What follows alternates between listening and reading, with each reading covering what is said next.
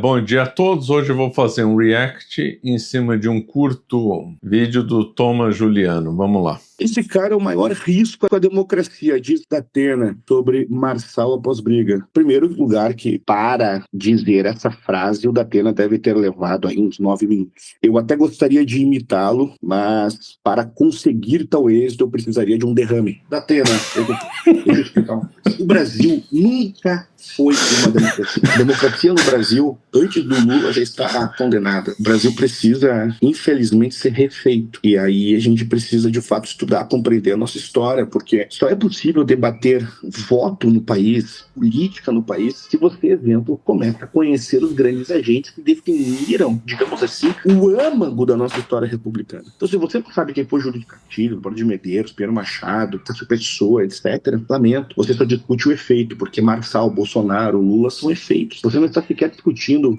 quem veio primeiro, se é o ovo ou a galinha. Você está tão fora que você está discutindo quem veio primeiro, se é a galinha ou o omelete. Ou seja, você já está muito fora da discussão. Aquilo que eu acabei, dentro de um segmento popularizando, que é o dar mais Brasil para os brasileiros, eu tenho que fazer. Inclusive, sem teoria da conspiração, com esta afirmação, o Brasil nunca foi uma democracia. O Brasil é um país, sim, cheio de belezas humanas, um país com grandes homens, com grandes mulheres. Todavia, essas belezas não definiram uma democracia no nosso país. A depender do caso, inclusive, são biografias ignoradas, esquecidas. Então, quer entender como a nossa república foi pessimamente desenvolvida? Leiam mais Lima Barreto e menos Metrópolis. Esse cara é o maior risco. Interessante aí esse curto vídeo do Thomas Juliano, né? Esse aí nos leva a uma reflexão, né? Primeiro ele está falando com outras palavras que a história é mestra da vida, ou seja, ele está dizendo que sem entender da história do Brasil não dá para entender o momento atual, não dá para entender a nossa democracia, entre aspas. Ele cita lá figuras que hoje boa parte da população nem sabe que existiu. Por exemplo, Júlio de Castilhos. Júlio de Castilhos é uma pessoa fundamental para se estudar. Se a pessoa não entende Júlio de Castilhos, não vai entender muito da história do Brasil. Por quê? Porque o Júlio de Castilhos era positivista, gerou o chamado castilismo, que influenciou o Getúlio Vargas. E o Getúlio Vargas, infelizmente, moldou a política do Brasil até hoje, né? Essa que é a verdade. Então aí você vê como as coisas são concatenadas. A pessoa que não estuda história quer entender o Brasil de hoje e acha que vai entender só lendo jornal ou notícia de internet. Não vai entender nada. Não entender nada.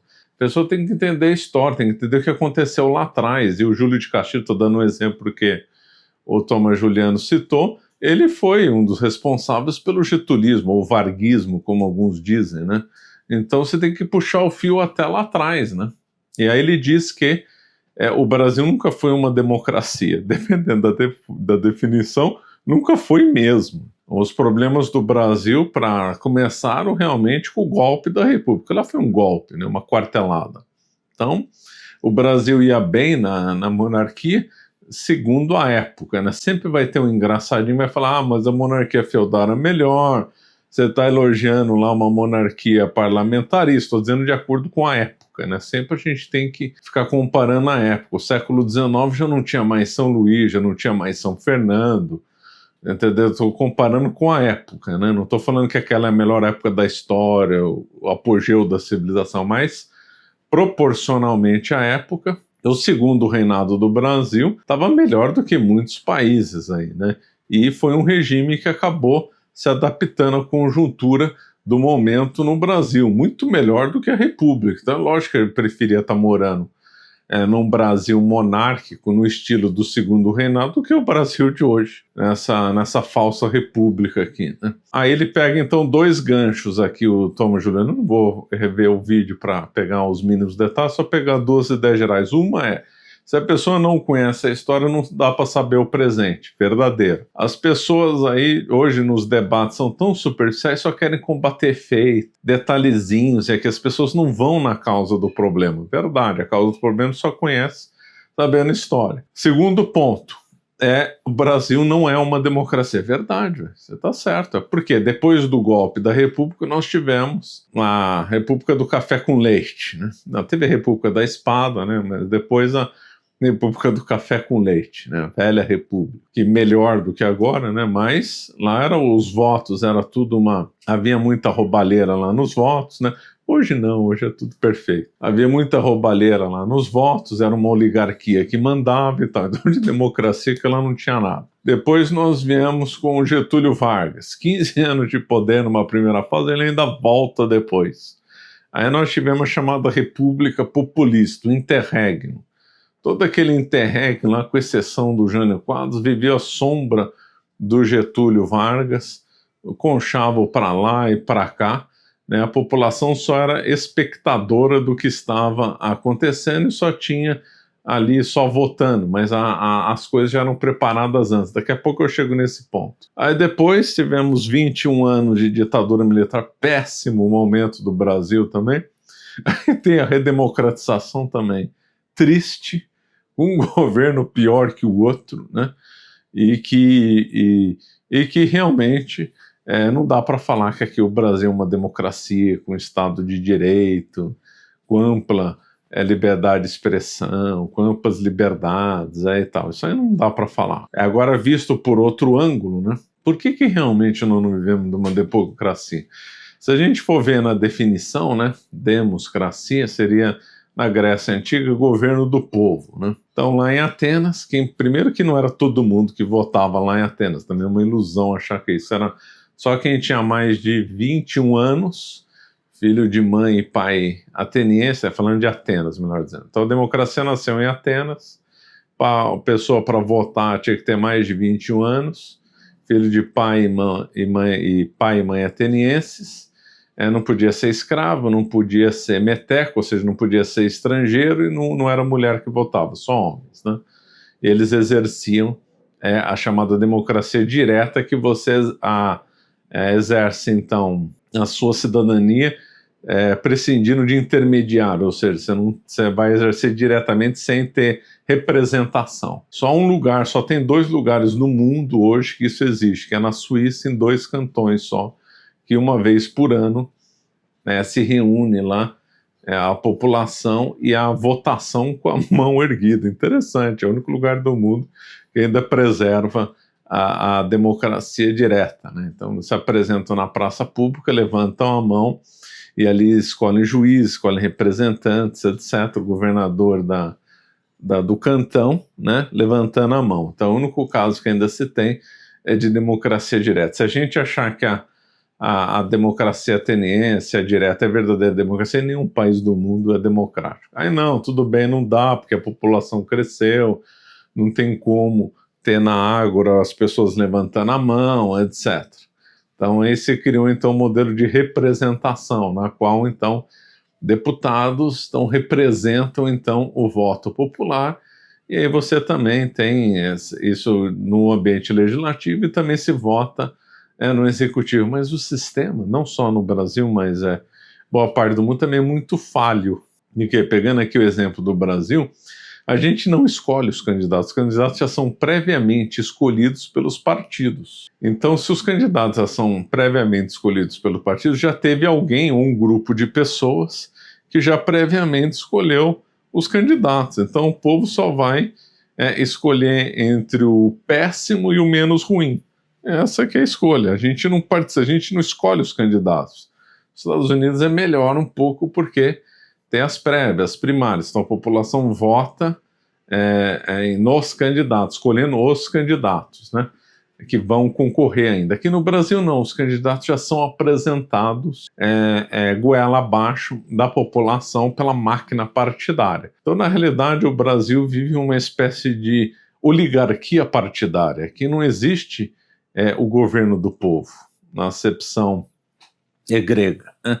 Aqui nós vivemos sobre uma oligarquia partidária, ou seja, então um grupo de partidos e outros grupos de lobbies e tal influenciam decisões e colocam esses nomes para a população escolher. Então já teve nomes previamente escolhidos, que é onde é feito realmente a escolha, né?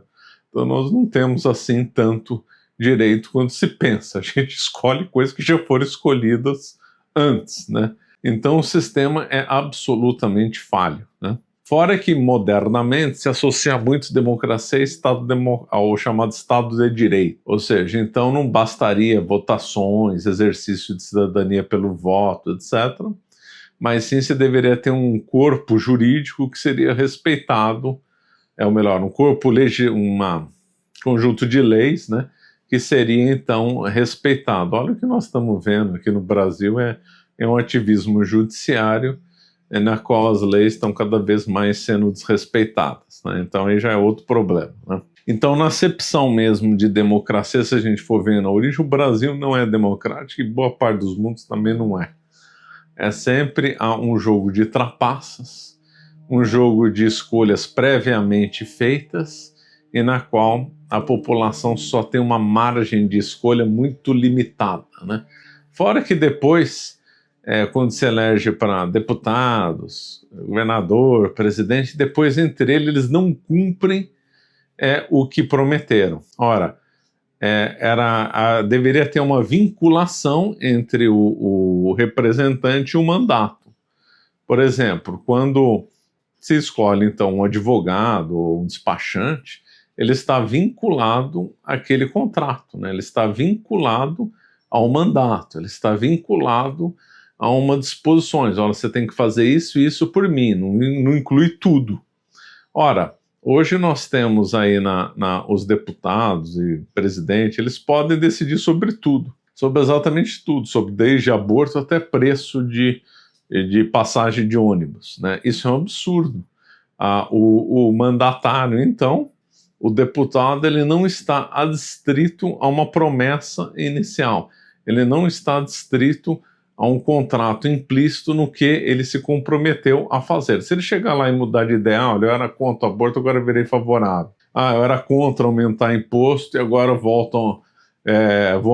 sou favorável ao aumento da tributação. Você não pode impugnar o mandato dele dizendo que ele não está cumprindo o que ele disse que ia fazer. Isso é um absurdo. Então você vota numa pessoa e você não dá autorização, mas na prática ele acaba fazendo tudo o que ele quer. Ele não está vinculado com o que você pensou inicialmente, né? Ele fica com amplos poderes para decidir a revelia da população que o escolheu. Isso é um absurdo, né? Isso realmente é um vício enorme, não só do Brasil, mas na maioria dos países que se dizem democráticos. Isso é um absurdo, porque o vínculo entre o mandante e o mandatário, né, entre o representante e o representado, seria um documento dizendo isso você pode fazer, isso você não pode fazer. Aqui não, fica universal, a pessoa pode fazer o que ela quiser. E aí isso aí gera confusões, gera conchavos, e aí aquela vontade popular inicial não é exercida,